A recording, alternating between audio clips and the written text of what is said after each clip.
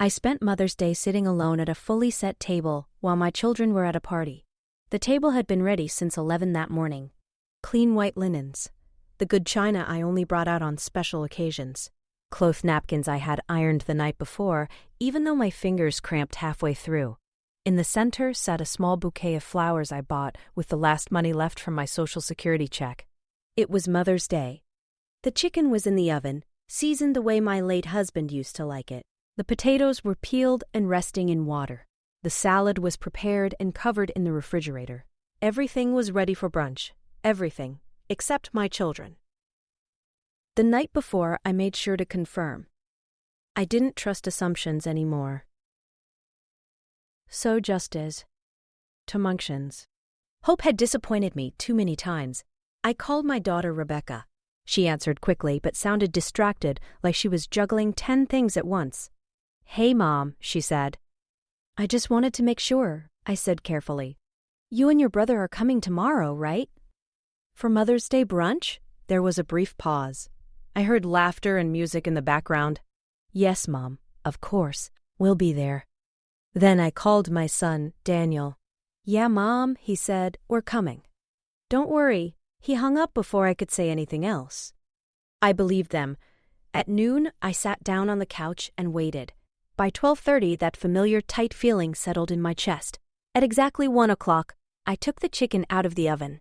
The smell filled the house, the same smell that used to mean family, noise, conversation. I set the table and sat down. 1 plate across from me. 1 plate beside it. 1:30 passed, then 2 o'clock. I picked up my phone and called Rebecca. No answer. I tried Daniel. Straight to voicemail. I called again. Nothing. The food slowly began to cool. I stood up and walked to the window. Outside, families passed by, children holding flowers. Mothers laughing, being hugged, being celebrated.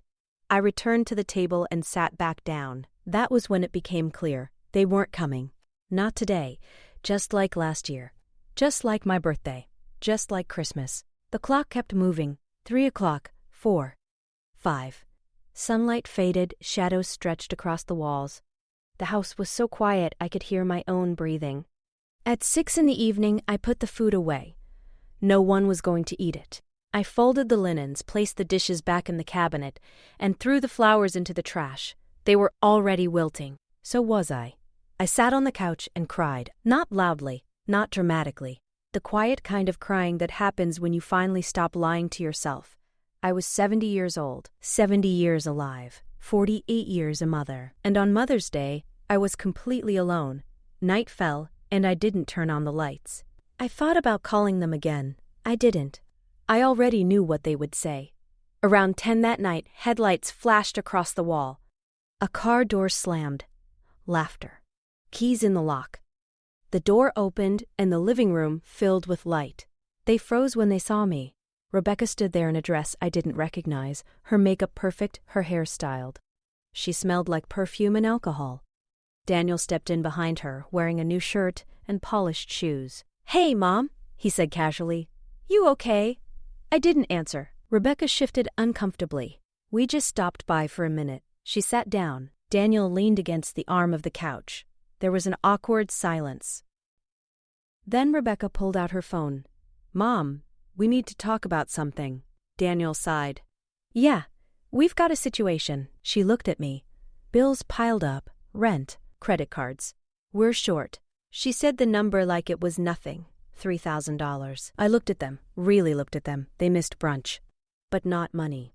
Something inside me broke, clean, and final. Because tucked away in my dresser drawer was an envelope they didn't know about. Inside it was a one-way ticket. Not a visit. Not a vacation. A goodbye. My name is Vivian Carter. I was done waiting.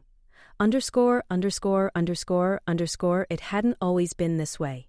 Once, my children ran to me when I came home. Once, my name meant comfort. We lived in a small house in rural Georgia, 2 bedrooms, 1 bathroom, a kitchen barely big enough for 4 people. My husband, Thomas, worked construction. I cleaned houses. Money was tight, but love filled the cracks. Rebecca was 6. Daniel was 4. They played barefoot outside, chasing bugs and making up games with sticks and rocks. They didn't know we were poor. They only knew they were loved. Every night, I bathed them, dressed them in clean clothes I had washed by hand, and told them stories until they fell asleep. Thomas didn't talk much, but when he looked at me across the table and said, "Thank you, Vivian," I knew I mattered. Then one afternoon, everything changed. A phone call, an accident at the construction site, a steel beam. They told me it was quick. Thomas was gone. He was 42. I was 38. Suddenly, I was alone with 2 children and no safety net. The survivor benefits barely covered groceries.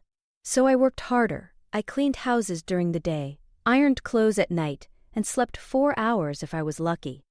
My hands became rough, my back ached constantly. My knees started to fail. But my children were fed, clothed, educated. I never complained. I gave them everything. As the years passed, they grew distant, busy, independent. I told myself it was normal, until I realized I was only remembered when they needed something: money, favors, help. And on the day meant to honor mothers, they chose a party instead. That night, as they sat in my living room asking for money, I knew this moment was different. I stood up. "I can't," I said quietly. They stared at me like they hadn't heard correctly. "What do you mean?" Rebecca asked. "I don't have it," I replied. Daniel frowned. "Mom, you always help." I looked at him calmly. "Not this time." They left shortly after, annoyed and confused. They never noticed the envelope missing from my drawer. Underscore, underscore, underscore, underscore. 3 days later, the house was empty. I locked the door for the last time and placed the keys on the counter. At the bus station, I held my one-way ticket and felt something I hadn't felt in years: peace. I wasn't running away. I was choosing myself, and for the first time in a long time, I wasn't alone. They never went hungry. That's what kept me going all those years. There was always food on the table. They went to school every morning. Their clothes were clean. Their shoes fit their feet. They had a mother who would have given her life for them without hesitation. And I was ready to do exactly that. Rebecca was the oldest, serious even as a child, responsible beyond her years. When I worked late, she watched her brother. She heated canned soup, helped him with homework, made sure he brushed his teeth before bed. She carried herself like a small adult trapped inside a child's body, and I hated myself for that. I hated that poverty stole her childhood.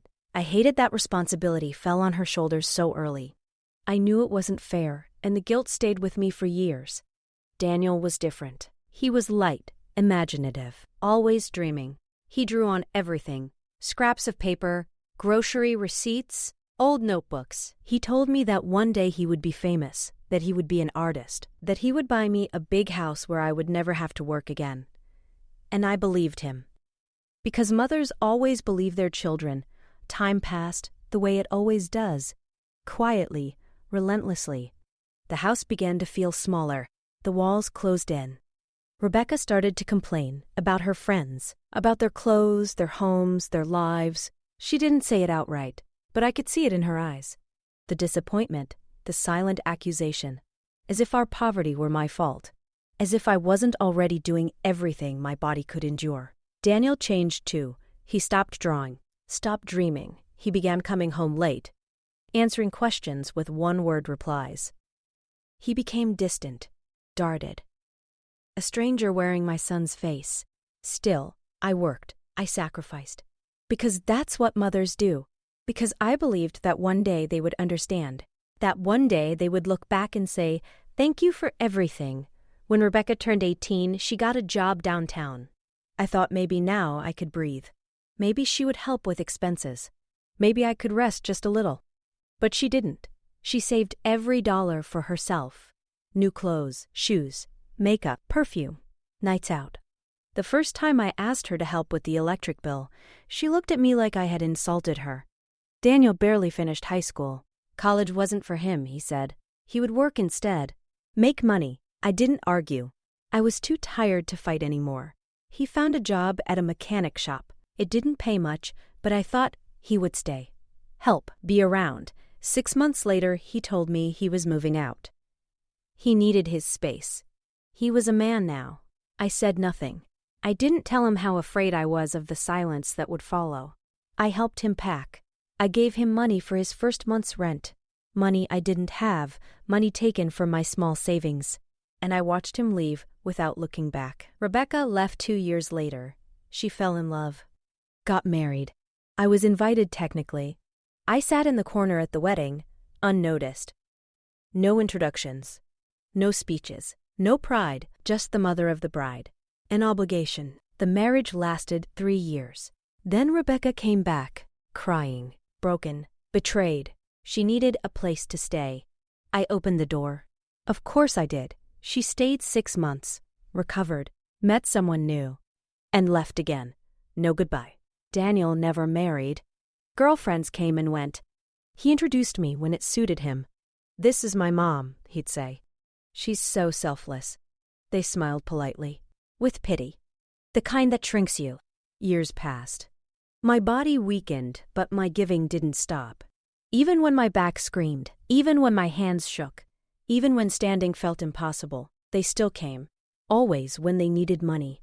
$200 for rent, $300 for a bill, $500 for an emergency. They never explained much. And I never asked. I gave, even if it meant skipping medicine, even if it meant eating less, even if it meant sitting in a cold house during winter, because they were my children, because I loved them, because I kept waiting for the day they would change. That day never came.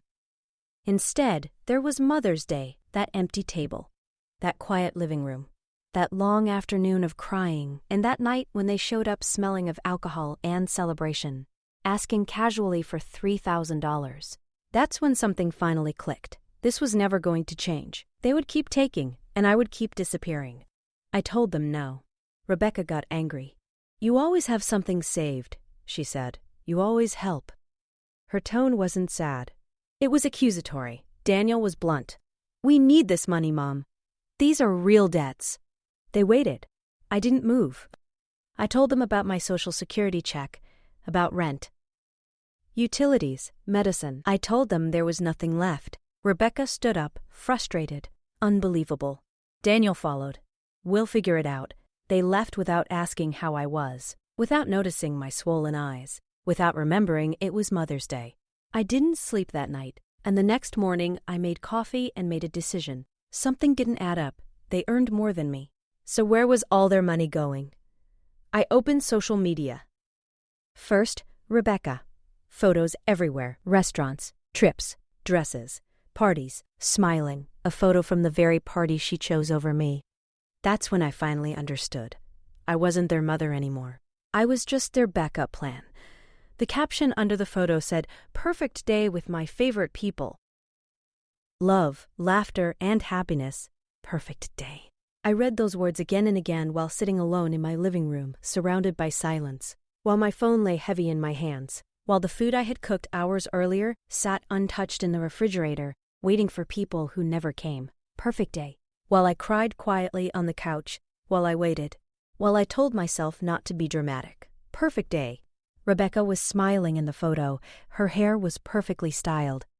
Her dress was new. She was holding a drink in one hand. Her friends wrapped around her, all of them laughing like the world owed them joy. That was the party she chose over Mother's Day brunch. I scrolled down.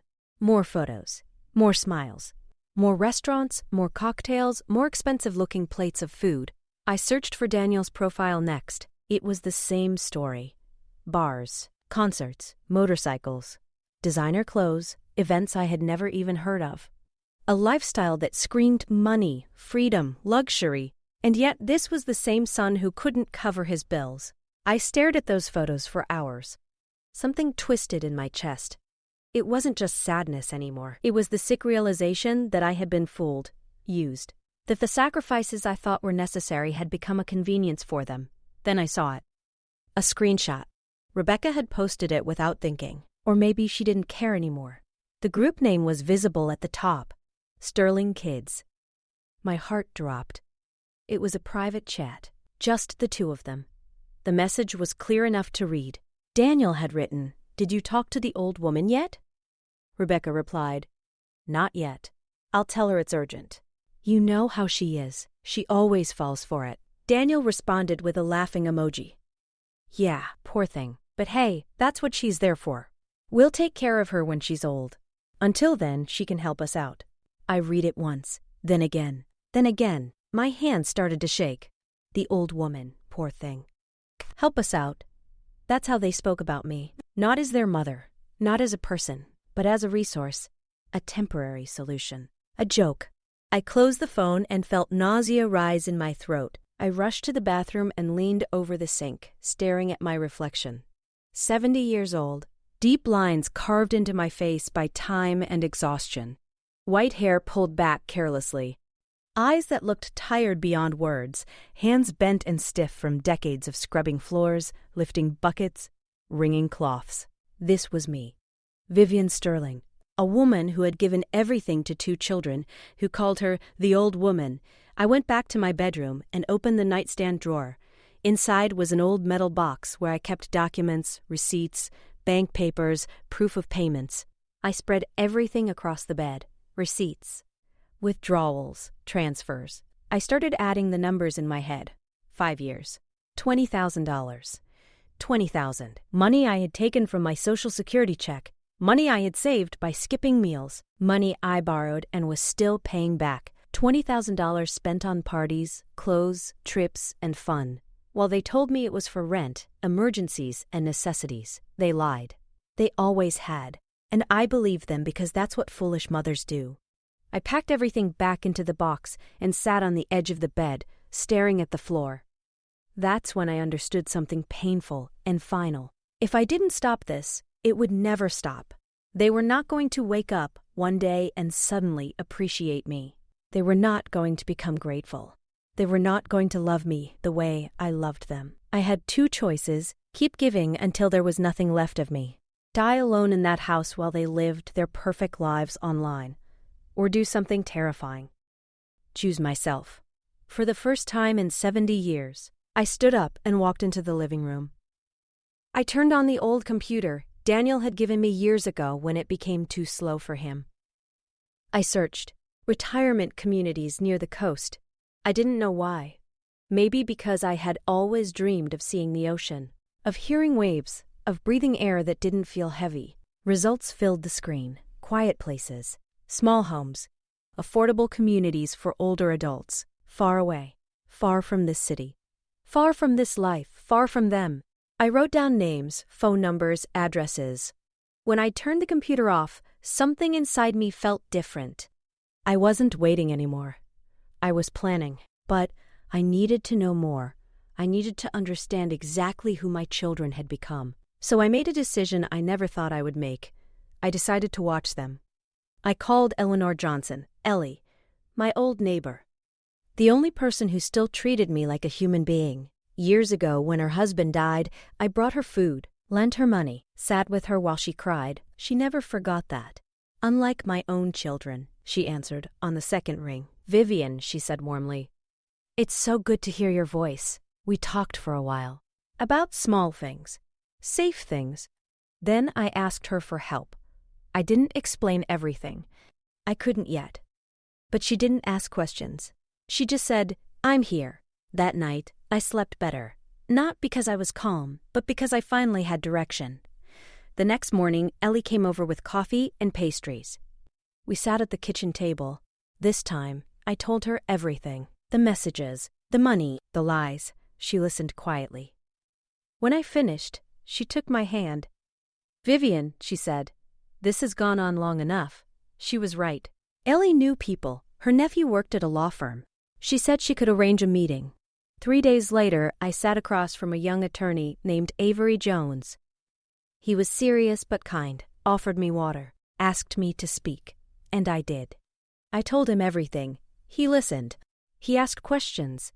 No one had ever asked me before about my needs, my safety, my future. He explained that my children were adults, that I was not obligated to support them, that I had rights. Choices. He talked about wills, accounts, protection, about how I could decide where my money and home would go. I had never thought about that before.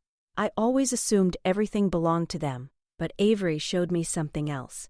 I was still alive, and my life was still mine. That night, I sat at my small dining table with a single lamp turned on and spread all my documents in front of me. The house deed, bank statements, pension letters, insurance papers, and finally my old will. The will I had signed years ago without thinking, without questioning, without imagining a future where my own children would become strangers. Everything was legally correct, perfectly organized. But emotionally, it felt completely wrong. The will stated that everything I owned, the house, my savings, every dollar I had left, would go to Tanisha and Malik in equal parts, as if love was automatic, as if sacrifice guaranteed respect, as if they had earned it simply by being born. I stared at that paper for a long time. My hands trembled slightly, not from fear, but from clarity. That document no longer represented my life, and yet I didn't tear it up, not yet. I needed more truth before I made decisions that couldn't be undone. So I began watching, quietly, carefully, like a woman who had spent 70 years trusting everyone except herself, and had finally learned to do the opposite. I knew Malik's routine. I knew where he worked, a mechanic's shop on the edge of town. One Tuesday afternoon, I waited across the street, sitting on a bus bench with my coat pulled tight around me. When Malik walked out, he wasn't alone. A young woman followed him. Too young, barely 25. She laughed loudly, carefree, her hand wrapped around his arm. They climbed into a car I had never seen before. A sleek new model. Expensive. Definitely not something a man struggling to pay rent should be driving. I boarded the next bus and followed them from a distance, my heart pounding with every stop. They ended up downtown at a restaurant where the cheapest dish cost more than my weekly groceries. I stood outside the window, invisible among the crowd, and watched my son through the glass. He ordered wine. He smiled. He leaned forward attentively. He paid without hesitation. This was the same man who had called me crying 2 weeks earlier, saying he was drowning in bills. The same man who said he needed money urgently. I waited until they left. 2 hours later, laughing, kissing, stepping back into that expensive car like it was nothing. When I returned home that night, I wasn't just sad. I was certain. The next day, I followed Tanisha. She worked in an office inside the mall. I arrived early and waited on a bench with my purse in my lap. At lunchtime, she stepped out with 2 friends, loud and stylish, just like the photos she posted online. They walked into a boutique store. I followed, pretending to browse. Tanisha tried on a red dress. The price tag read $200. Her friends gasped and encouraged her. She hesitated briefly, then smiled. "I'll take it," she said. "I've already cleared my debts. I deserve something nice." The debts. The same debts she had begged me to help with. The same debts I had sent money for only 2 weeks earlier. I left the store before they noticed me. My legs felt weak, but my mind was sharper than it had ever been. At home, I pulled out an old notebook and began writing everything down. Dates, places, amounts, lies, patterns. I wasn't angry anymore. I was documenting the truth. When I called Avery, the lawyer, he listened quietly. He told me everything I had gathered mattered. Evidence wasn't just for courts. It was for clarity. He asked if I was sure. I told him I had never been more sure of anything in my life. We moved forward. A new will, new beneficiaries, clear boundaries. My children would no longer automatically inherit my life just because they shared my blood. Avery also suggested something else, something that felt rebellious, almost dangerous. A separate bank account, one they didn't know about, a place where my pension could go without disappearing into excuses and lies. I opened the account the next day. Different bank, different branch. I transferred most of my pension there and left only the bare minimum in my old account. For the first time, I had money that was truly mine. I began selling things: furniture, clothes, books, old dishes. Ellie helped me list them online. It wasn't much, but it added up. Every dollar went into my secret account, my escape fund. Because that's what this was. An escape. I started looking at bus routes. Quiet towns. Coastal places. Somewhere anonymous. Somewhere peaceful. Somewhere with an ocean view I had dreamed about my entire life but never allowed myself to want. I found a small town called Coastal Haven, 600 miles away. Affordable. Quiet. The ticket was $70 one way. I memorized the route. Meanwhile, I continued pretending, answering calls politely, saying nothing. 2 weeks passed without a single message from Tanisha or Malik. And strangely, I was okay. Ellie visited often. She listened. She encouraged me. One afternoon, she said something that stayed with me. "You gave them 50 years, she said softly. "Give yourself at least 10. She was right. I signed the new documents. Everything was official, protected. That night, I bought the bus ticket, one way. 2 months out, I hid it in my nightstand drawer and looked at it every night like a promise. But before I left, there was one final thing I needed to do. They needed to know. Not out of revenge, not out of anger, but out of dignity. So I planned a dinner, a final one. I invited them both. They would come. They always came when they thought there was something to gain. This time, though, I wasn't giving them anything. I was taking my life back." She agreed. She said she would be there. Her voice sounded casual, almost relieved, as if this dinner was just another obligation she could check off her list. I hung up and immediately called Malik. The conversation was almost identical. He also asked if I was sick. He also sounded distracted, like he was multitasking, like I wasn't the main thing on his mind. But in the end, he confirmed too. They were both coming. When I hung up, I went to the calendar hanging in my kitchen and circled the date in red ink. 3 weeks, 21 days, 504 hours. I didn't just count forward, I counted backward. Every single day mattered. Those 3 weeks became a mission. I prepared everything with the precision of someone who knew this was the last time she would ever sit across from her children as their provider. I made lists. What I would say, what I would not say, what I would show them, when I would speak, when I would stay silent. I practiced in front of the mirror every night. I practiced my tone so it wouldn't shake. I practiced my posture so I wouldn't look small. I practiced stopping myself from crying because I refused to let my tears soften the truth. I prepared the evidence like a case file. I printed screenshots from their social media, photos of bars, concerts, designer clothes, vacations. I printed their conversations, the messages where they laughed at me, where they planned how to get more money out of me. I printed bank statements and receipts, 5 years of transactions, every transfer, every withdrawal. Everything was organized, numbered, placed in. There would be no denying it. Avery prepared the legal documents. A formal letter stating that I was officially withdrawing all financial support from my children. No more money. No more money. No more help. No more emergencies.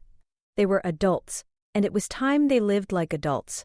He included copies of my updated will and confirmation of the changes to my bank accounts. Everything was signed. Everything was legal.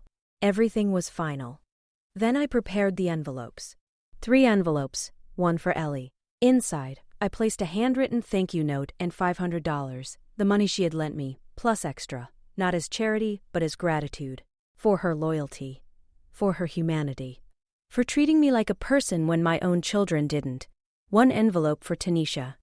Inside were the keys to a safe deposit box. That box contained items that had belonged to her father. Letters, photographs, small keepsakes, things with emotional value, not financial value. That was what she would receive from me while I was alive. 1 envelope for Malek. The same thing, a different box.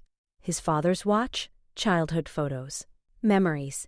Because where I was going, I didn't need the past anymore. The days moved slowly, painfully slowly. I felt nervous at times. I felt doubt creep in late at night. I wondered if I was being too harsh, too cold. But then I remembered Mother's Day. I remembered waiting alone. I remembered being called the old woman, and the doubt vanished. Ellie came over almost every day. She listened as I rehearsed. She corrected me when my voice softened too much. She reminded me why I was doing this. Without her, I might have broken. A week before the dinner, Malek called. He needed money again.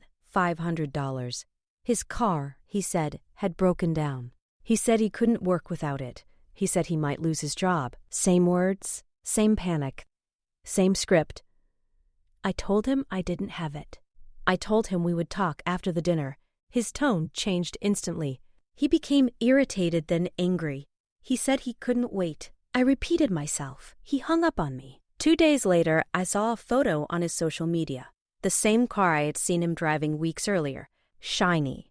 Perfect. No problems at all. Just another lie. The day of the dinner arrived. Saturday, I woke up early and cleaned the house from top to bottom, not for them, for myself. This would be the last dinner I hosted here as their mother. Turning it is and bore me. I wanted it to be dignified. I cooked all day, their childhood favorites: roast chicken, scalloped potatoes, fresh salad, homemade bread, chocolate dessert. Not to please them, but to remind them, to show them exactly what they were losing. I set the table with everything I had saved for special occasions. Fine china, silverware inherited from my mother, crystal glasses, an embroidered tablecloth. It looked like a farewell. By 6 o'clock, everything was ready. The food, the documents, the envelopes. I bathed, dressed, and stood in front of the mirror. A simple black dress, clean lines, elegant. I looked into my own eyes and barely recognized myself. I saw a woman who wasn't afraid anymore. They arrived at 7, together, laughing, talking. I watched them through the window. I opened the door before they knocked. "Come in," I said calmly. "I was expecting you." Tanisha kissed my cheek quickly. Malik hugged me briefly. Mechanical, empty. We made small talk. Weather, traffic, work. I served them wine, cheap wine. I wasn't wasting the good bottles on this. After half an hour, I told them dinner was ready. They admired the table, asked questions. Malik joked. Tanisha smiled. We ate, they talked. I watched. I searched their faces for something, anything that might make me stop. I found nothing. When dinner ended, I cleared the plates. Tanisha offered to help. I declined. I returned with a tray. On it were the envelopes, the documents, the evidence. They leaned forward, expectant. I sat down. "This is why I invited you," I said. I told them I knew everything. The lies, the mockery, the money, the name they used for me. Their faces changed. They tried to speak. "No," I said calmly. "It's my turn now." I laid out the screenshots. Tanisha turned pale. Malik froze. "This," I said, "is who you are." And then I placed the receipts on the table. $20,000, I said quietly. "That's what I gave you in 5 years. And tonight it ends." I reached for the photos next. Every single one that told the story of their lives. Tanisha at expensive restaurants, laughing with friends, pretending she was struggling while ordering desserts she didn't need. Malik with his new car parked outside bars and cafes, grinning as if the world belonged to him. Both of them on trips I had never been invited to, in designer clothes, living lives they clearly could afford on their own, yet always returning to me for money they claimed they couldn't spare. While I scrimped, skipped meals, postponed my medications, and worked myself into exhaustion to support them, they spent my sacrifices on indulgences, luxuries, and whims.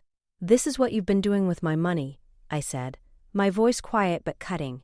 "This is what you've made my life fund. While I suffered, you thrived." Tanisha opened her mouth to speak. "Mama, let me explain." "There is nothing to explain," I said sharply. "The numbers don't lie. The photos don't lie. Your own words don't lie. The only ones lying here are you, and you've been lying for years." Malik stood abruptly, chair scraping against the floor. "This is ridiculous, Mama.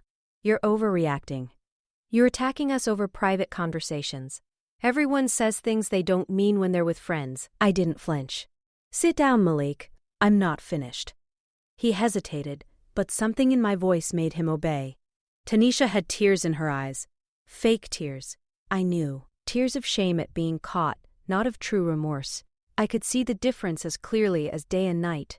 I spoke then of Mother's Day. I told them how I had waited for them, hoped for them, cried alone in my house, while they celebrated elsewhere, while they laughed and ignored me.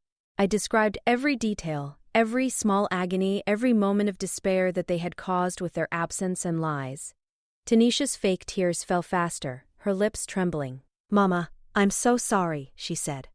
"It was a mistake. We should have come." "A mistake?" I repeated, my voice rising slightly, not in anger but in disbelief. "A mistake is forgetting to buy milk. A mistake is being late. What you did was not a mistake. It was a choice. You chose a party over your mother. You chose your friends over me. And then, that same night, you had the audacity to call me for money." Malik's head hung low. He wouldn't meet my eyes. He knew the truth. He knew my words were irrefutable. They had no defense.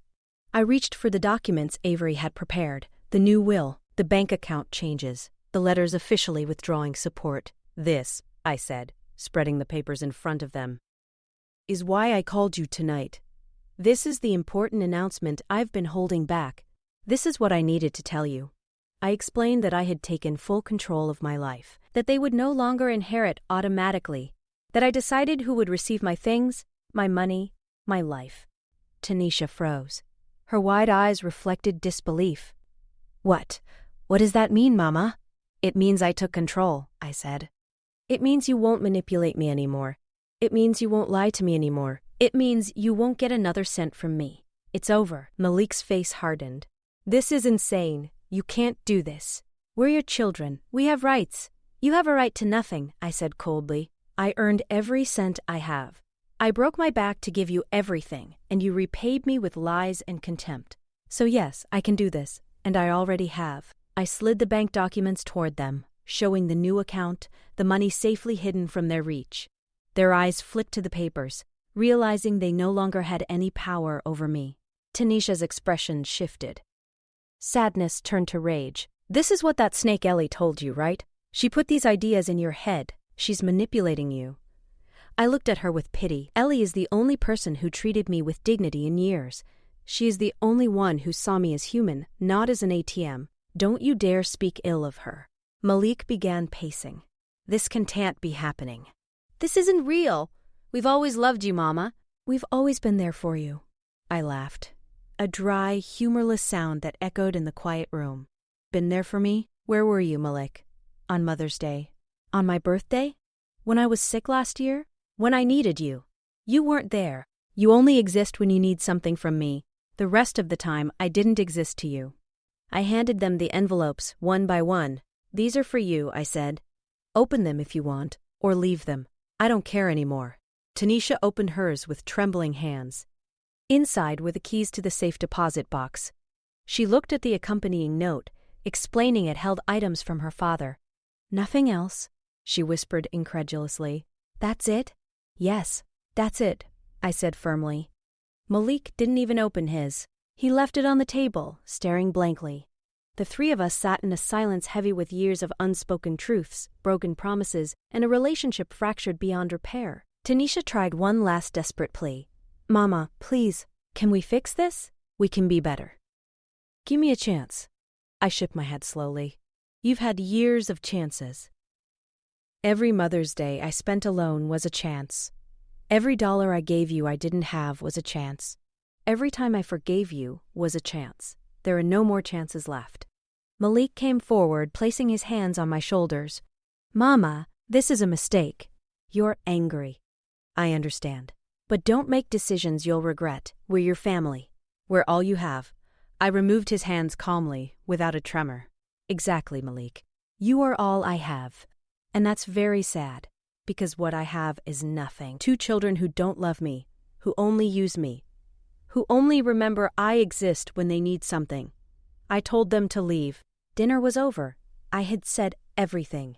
Tanisha cried again, this time perhaps with some real understanding of what she had lost. Or maybe just fury. Malik stood frozen, as if I were a stranger. Perhaps I was. Perhaps he had never really known me, never bothered to see me as Vivian, a woman with feelings, dreams, and dignity. I opened the door for them. Go, I said. My voice was steady, unwavering. Tanisha went first, wiping tears from her face. Malik followed, glaring briefly before leaving. This isn't over, Mama, he shouted as he shut the door behind him. I didn't answer. I watched them drive away, taillights fading into the night, and then I closed the door. Alone. Finally, alone. I expected to feel sadness, regret, maybe even fear. I felt none of it. I felt relief. Deep, bone-deep relief, like removing shoes that had cut into you for decades. Relief from the weight of lies, manipulation, and unappreciated sacrifice. I walked to the dining room, surveying the aftermath. Dishes, scattered papers, open envelopes, the tangible mess of truth. With each item I put away, I felt myself shedding layers of the old Vivian, the one who endured, who stayed silent, who settled for crumbs. That Vivian would remain in this house. But the new Vivian, the Vivian who was alive, who had fought, who had chosen herself, would soon board a bus and never look back. The days following the dinner were strange, quiet, silent. I expected calls, attempts to reconcile, arguments, but there was nothing, not a word, not a message. Their absence was confirmation, a final, undeniable truth. I had made the right decision. Ellie came every day, bringing warmth and conversation. She helped me pack little by little, piece by piece, clothes, books, essential keepsakes. Each box felt lighter than the last, as if I were not just packing possessions, but reclaiming myself. Because where I was going, the past had no place. I only needed enough to start over. I hired a real estate lawyer and put the house up for sale. The house where I had lived for 42 years. The house where I had raised my children. The house where Marcus had died. The house filled with memories, both tender and painful. It was time to let it go. The lawyer assured me he could get a fair price, around $100,000. The house was old, yes, but in a decent neighborhood, and there were already interested buyers. "We can close in a month," he said. Perfect. Just enough time. I didn't tell Tanisha or Malik. I owed them nothing. This house had been mine for decades. I had paid for it with my labor, my savings, Marcus's pension money, and my years of life. They had no claim to it while I was still breathing. I began giving things away, things I no longer needed or loved. Old furniture, appliances, the remnants of a life lived but no longer necessary. I gave them to neighbors, to the people who had always treated me with more respect than my own children. People who greeted me on the street, who asked how I was, who truly cared. Miss Eva Carter from the corner took the dining room table, the same table where I had faced Tanisha and Malik just weeks ago. She hugged me tightly, thanked me over and over. I knew that table was finally in good hands. Mr. Piles, George Thomas from the building next door, took the sofa. I gave the television to the woman who sold flowers on the corner. Every item that left the house made me feel lighter, as though I were shedding old skin, releasing chains I hadn't realized were holding me. 3 weeks after that dinner, there was a knock at the door. It was Tanisha, alone. She carried herself with a seriousness I hadn't seen in years, like she had rehearsed every word she intended to speak. I let her in, not because I had forgiven her, but because I was curious. She looked around the sparsely furnished living room. "Where's the sofa?" she asked, her voice sharp, incredulous. "I gave it away," I replied calmly. Her face faltered, crumpling. "You gave it away? But that sofa—" "It was family property." "Yes," I said. "Family property. My family with your father. Now it belongs to someone who will appreciate it." She took a shaky breath. "Mama, I came to talk. I came to apologize. I want to fix things." I studied her, expressionless. "Go ahead. I'm listening." She spoke, stumbling at first, then more steadily, confessing that she had been thinking, reflecting, realizing the wrongs she had committed. She admitted regret, said she wanted a second chance, promised she would be better, visit more, call more, spend more time with me. I let her speak, absorbing every word like a teacher grading a final exam. When she finished, I asked, "Did Malik realize it too? Does he also want to apologize?" She hesitated. "He's more resistant. He says, you exaggerated, that you were too harsh. But I don't think so." "I think you have every right to be angry. More resistant," I repeated slowly. "So he didn't come because he genuinely cares. He only stayed away because it doesn't matter to him. Only you came, and you came because you're worried about what? Losing an inheritance, perhaps, not because you genuinely care about me." Tanisha shook her head. "No, Mama. It's not about that. It's because I love you, because you're my mother, because I don't want to lose you." I walked to the window, looking down at the street below. "You don't want to lose me." "But you lost me years ago, Tanisha. You lost me the day you decided your parties were more important than your mother. You lost me when lying to me became acceptable. You lost me when you and Malik decided it was okay to call me the old woman, to mock me behind my back.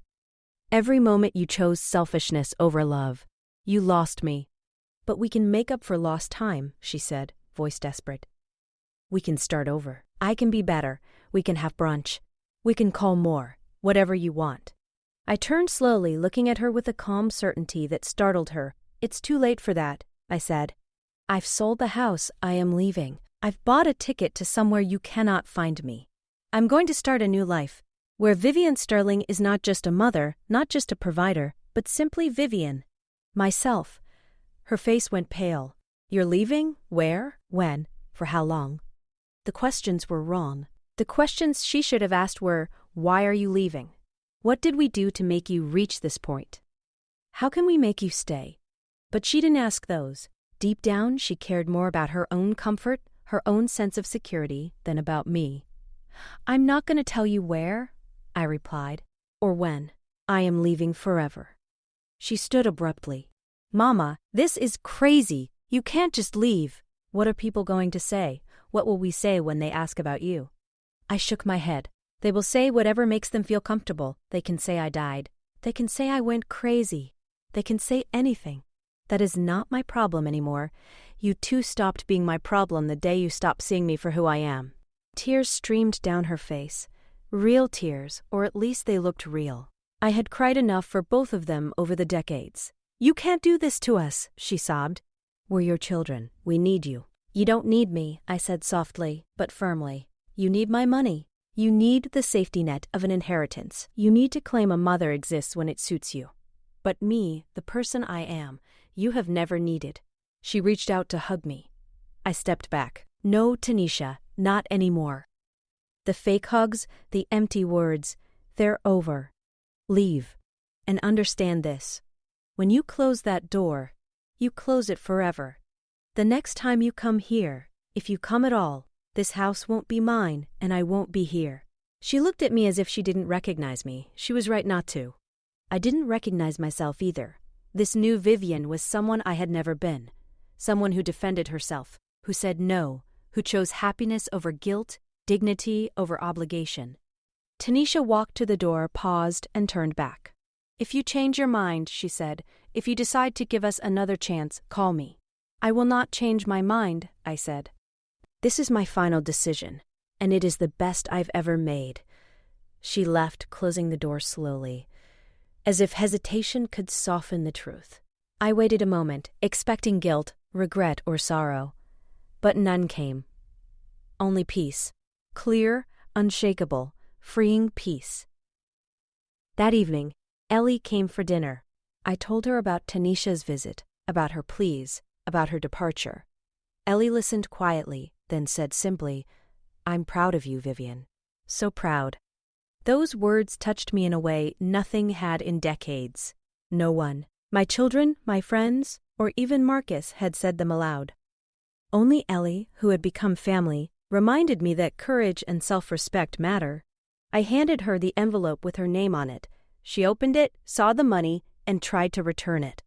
No, Vivian, I don't need this. I lent it because I wanted to, not for repayment. Ellie, I said, voice firm, eyes steady. You have been more family to me in these months than my children were in decades. Accept it not as repayment, but as gratitude. For seeing me, for listening, for treating me like a human being, she smiled, finally accepting it. We hugged, long, real, meaningful. Tears fell, but they were tears of liberation, of friendship, of recognition. We cried together, not for loss, but for freedom. The following days passed in a whirlwind. The buyer wanted to close quickly. 2 weeks. Perfect. I signed the papers, transferred funds to my secret account, left $5,000 in cash for the journey ahead. Everything was legal, safe, and complete. $100,000, more than I had ever had, was now mine alone. Mine to protect, mine to live with, mine to use as I chose. Then, a week before my departure, a text appeared on my phone. It was Malik. The first word from him since the dinner. Mama, it read, Tanisha told me you're leaving. I don't know if it's true, but if it is, please reconsider.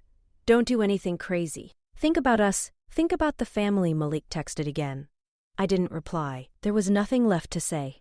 I deleted the message, blocked his number, then did the same with Tanisha's. I didn't want their calls, their texts, or their presence in any form. They were no longer a part of my life. Moving day arrived. A small moving company came to take the boxes I had carefully packed.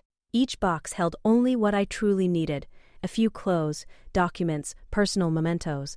They were shipped to a modest hotel in Coastal Haven where I would stay temporarily while I searched for a permanent home. The house was empty, completely empty. I walked through every room one last time.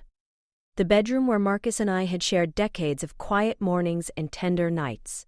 The rooms where Tanisha and Malik had grown up, walls echoing with long-forgotten laughter and arguments. The kitchen where I had cooked thousands of meals. The living room where I had wept on that Mother's Day that had changed everything. I didn't linger in nostalgia, only acceptance. This house held my past, but I was moving toward my future, and the future didn't need these walls. It only needed me, a 70-year-old woman with a small suitcase and a bus ticket. I closed the door for the last time, handed the keys to the lawyer, signed the final papers. 42 years of life, love, and loss, sealed in one signature and a handshake. And I didn't cry. I didn't look back. I walked forward. Ellie spent the last night with me. She let me sleep on her sofa, and we talked late into the night about life. The sea I was about to see, the new beginnings that awaited me. She told me to visit her when I could, and I promised I would, because this time promises would be kept. Morning arrived with a clear sky, as if the world itself was blessing my new life. Ellie had already made coffee. We ate together in comfortable silence, the kind that exists only between people who truly see each other. My bus departed at 10. I carried my small suitcase, packed with the essentials, a few clothes, documents, old photographs only of Marcus, my parents, and moments worth remembering. The rest I left behind, including the painful reminders of children who had never truly cared. We arrived at the terminal an hour early. We sat on a bench, hands clasped, holding on for just a moment longer. Ellie's eyes shimmered with tears. "Vivian," she whispered, "you're going to be okay. You'll find the peace you deserve." "I know," I said, and for the first time in years, I truly believed it. Then, unexpectedly, I saw them.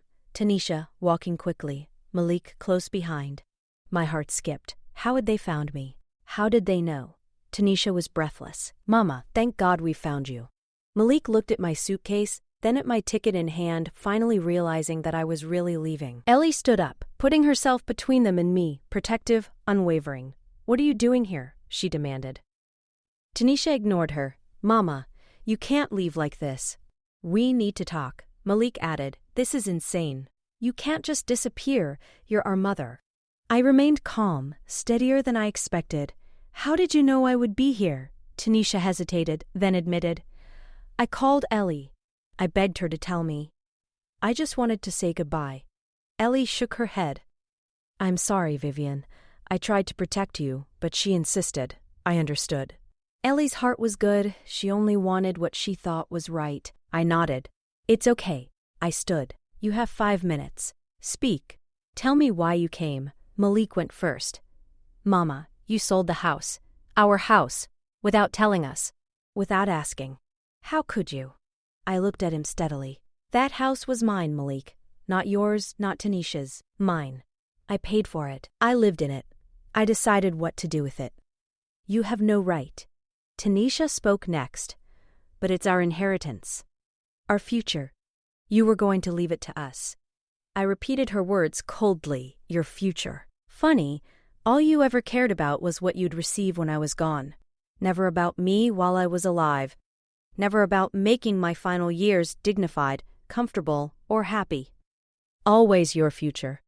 Always your inheritance." McKee protested weakly. "We do care about you." "Of course we do." I laughed, bitter and dry. "If I mattered, you wouldn't be here arguing about a house. You would ask how I am, if I'm okay, what I need.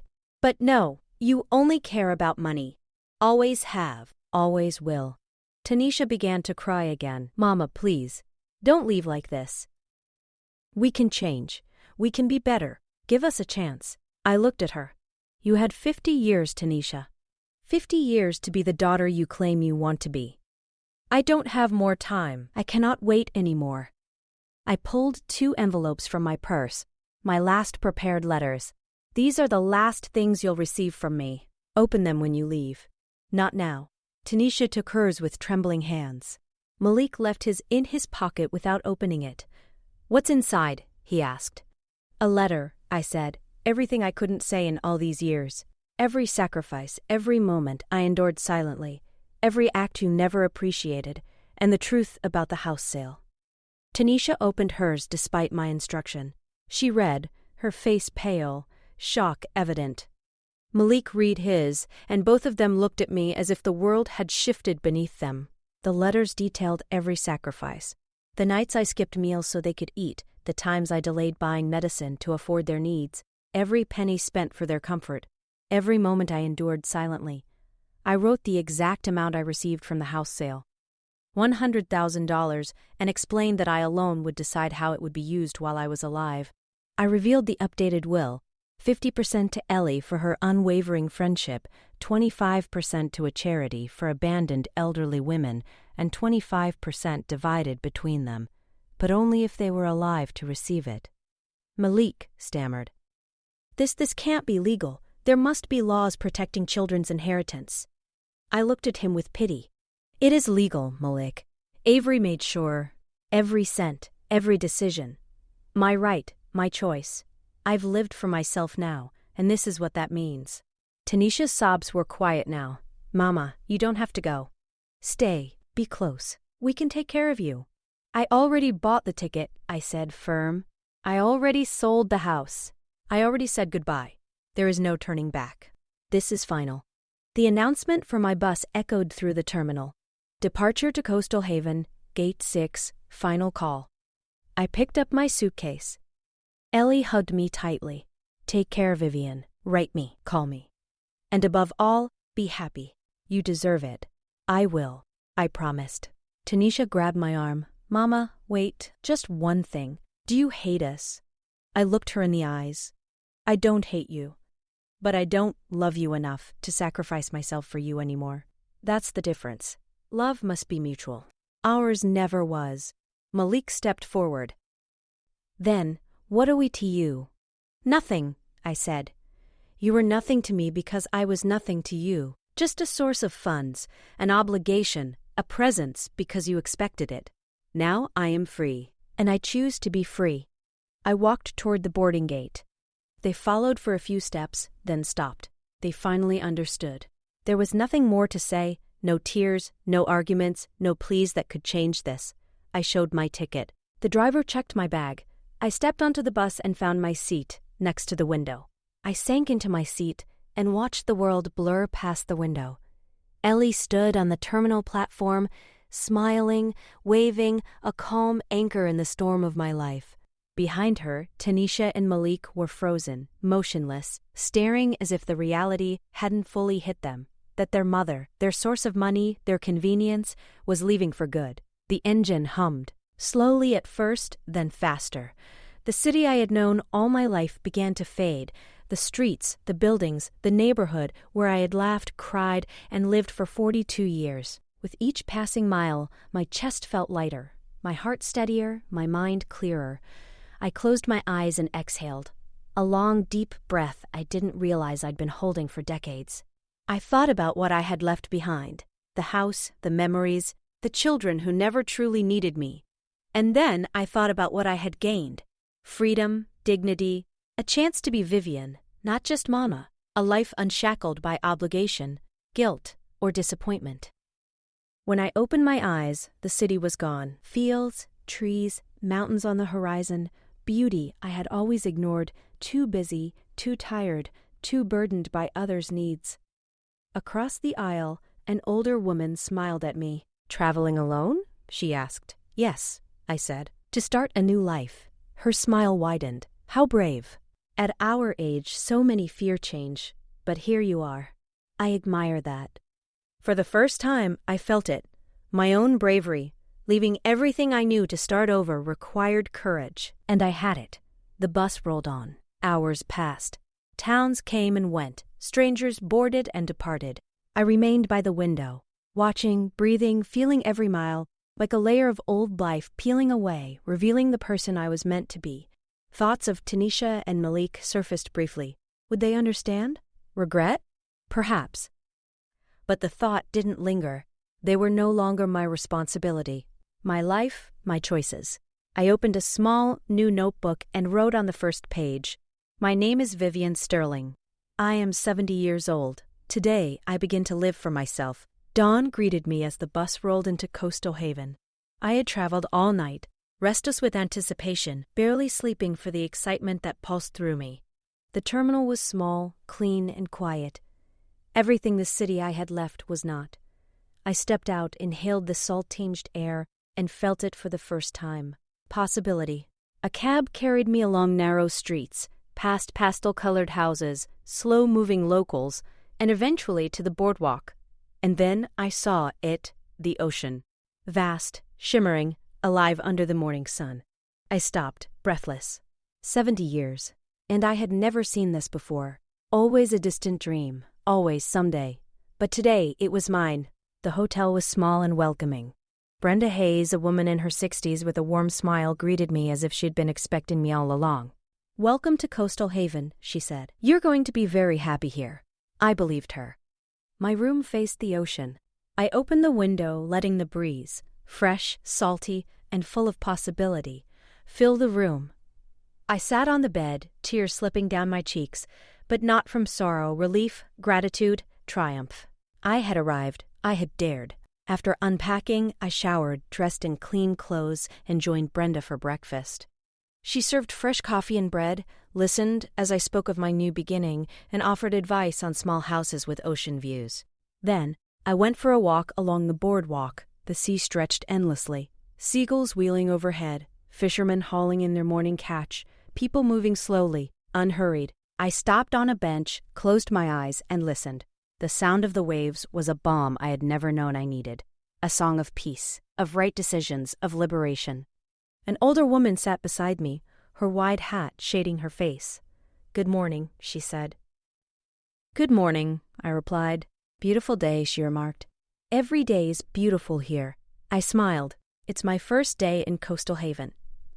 "I can tell," she said, nodding knowingly. "You look like someone who has just discovered a treasure." Her name was Miss Gloria Jenkins. She had lived in Coastal Haven for 20 years, having fled a life she could no longer endure. Now, she said, it was the best decision she had ever made. We talked for hours. She introduced me to the town, the people, the rhythm of life here. Simple, calm, beautiful. She spoke of a group of older women who met regularly, reading, knitting, sharing stories, friendship without judgment or pity. I joined immediately. For the first time in decades, I wanted to connect, to belong, to be part of something. Days turned into weeks. Brenda helped me view houses until I found the perfect one. Small, single-story, 2 bedrooms, a kitchen, a living room, a front yard, and a back deck overlooking the ocean. $50,000. I had it. I paid it. I moved in a week later, furnishing the house simply, cleanly. No history, no pain, just me and my horizon. I established a routine. Mornings with coffee on the deck, watching the sunrise. Walks on the beach, collecting shells, dipping toes in cold water, feeling my heart beat in rhythm with the waves. Afternoons spent reading, writing in my diary, savoring thoughts I had never had the time to explore. Nights cooking for myself, eating what I wanted, when I wanted. I met Gloria's friends, Ms. Ava Carter, Mr. Miniva, Ronald Davis, and others. Stories echoed mine. Difficult families, painful marriages, ungrateful children. Yet here we were, alive, unbroken, seeking peace and dignity. We laughed, knitted, drank tea, shared experiences. Time, once stolen by obligation, was finally mine. Months passed. I called Ellie weekly, telling her of my life, the house, the ocean, the friends. She never mentioned Tanisha or Malik, and I never asked. That chapter was closed. 6 months after my arrival, Ellie told me something. "Vivian, they have been asking for me. They want to know where you are. If you're okay."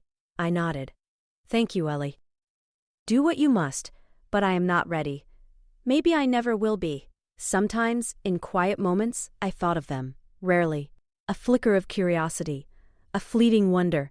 Had they changed? Had they learned anything? But those thoughts faded quickly, replaced by the ocean, the sun, the friends, the life I had finally claimed. I was free. I was Vivian. But then I remembered it was no longer my responsibility. I had done my part. I had given 50 years of myself, and now those years belonged to me.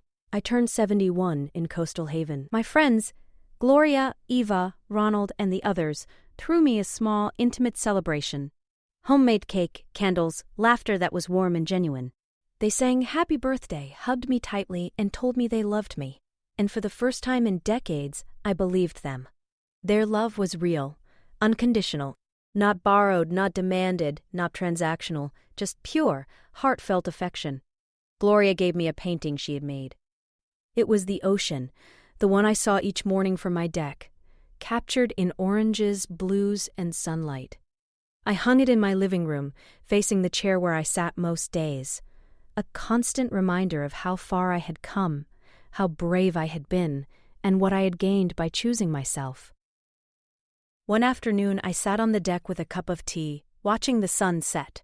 The sky was ablaze with pinks and golds, the waves breaking gently on the shore. I thought of the old Vivian, the woman who woke at 5 to serve others, the woman who cried alone in an empty house, the woman who settled for crumbs of love. That Vivian stayed behind, trapped in the city, in that house, in that life.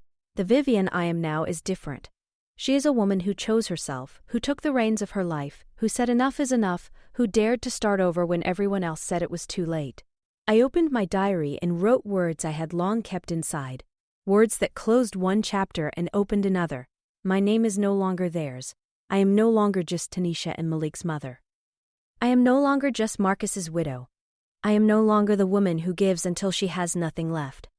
My name is Vivian, simply Vivian, a 71-year-old woman who lives by the ocean, who has true friends, who wakes happy, who sleeps peacefully, who knows freedom, who knows that it is never too late to choose herself.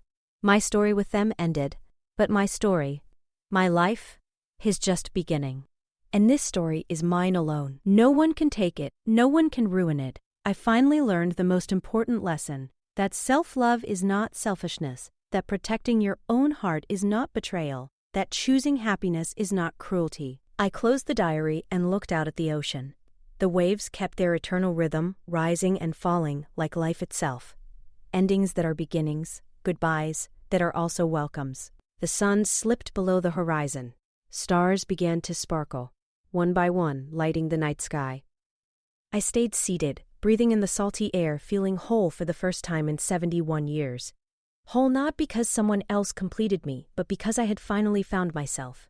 The Vivian who had always been waiting for this moment had arrived. And now her story had begun.